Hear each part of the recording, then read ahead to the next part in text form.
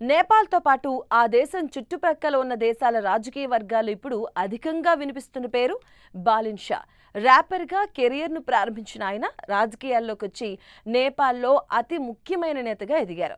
రాష్ట్రీయ స్వతంత్ర పార్టీ తరపున ఆయన ప్రధాని అభ్యర్థిగా ఈ ఎన్నికల బరిలో పోరాడారు. రాష్ట్రీయ స్వతంత్ర పార్టీ 124 నియోజకవర్గాల్లో విజయం సాధించింది.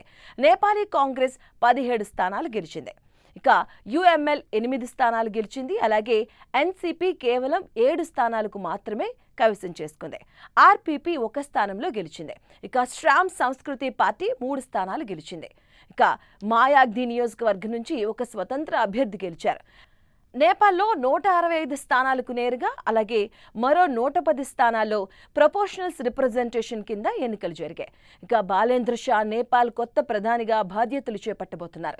చాలా మందికి తెలియని విషయం ఏంటంటే, ఒకప్పుడు Balendra Shah Bengaluru Nitte Meenakshi institute of technology క్యాంపస్లో చదివినవారు.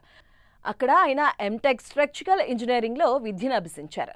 తాజాగా Nitte Meenakshi institute of technology lecturers మాట్లాడుతూ, తమ పూర్వ విద్యార్థి ఇప్పుడు నేపాల్ రాజకీయాల్లో కీలక నేతగా ఎదిగిన తీరు చూసి గర్వంగా ఉందని చెప్పారు. ఆసక్తికర విషయం ఏంటంటే, ఆ సంస్థలో చదువుతున్న సమయంలో బాలేంద్ర షా రాజకీయాల్లో ఆసక్తి స్పష్టంగా చూపలేదు. రాజకీయాల్లోకి రావడానికి ముందు బాలేంద్ర షా నేపాలీ ర్యాప్ మ్యూజిక్లో బాగా పాపులర్ అయ్యారు. ఆయన క్యాంపస్లో ఉన్నటువంటి సమయంలో ఆయన ర్యాప్ పర్ఫార్మెన్స్ ఇవ్వలేదు. ఆయన మ్యూజిక్, పాటలు అధికంగా నేపాలీ భాషలోనే ఉండేవి. బాలేంద్ర షాకు నేపాల్ ప్రజలకు సేవ చేయాలన్న ఆకాంక్ష ఉందని బెంగళూరులోని ఆయన లెక్చరర్స్ భావిస్తున్నారు. ఇక ర్యాపర్ నుంచి కాఠ్మాండు మేయర్ స్థాయికి, అక్కడి నుంచి జాతీయ నాయకుడిగా ఎదిగిన బాలేంద్ర షా రాజకీయ ప్రయాణం ఇంకా ముందుకు సాగుతుంది.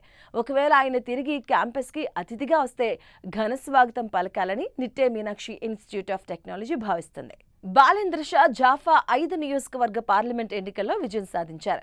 ఆయన ప్రధాన ప్రత్యర్థి మాజీ నేపాలీ ప్రధానమంత్రి కేపీ శర్మ ఓలీ ఓటమి చెందారు. ఆయన పార్టీ ఈ ఎన్నికల్లో భారీ మెజారిటీ సాధించింది.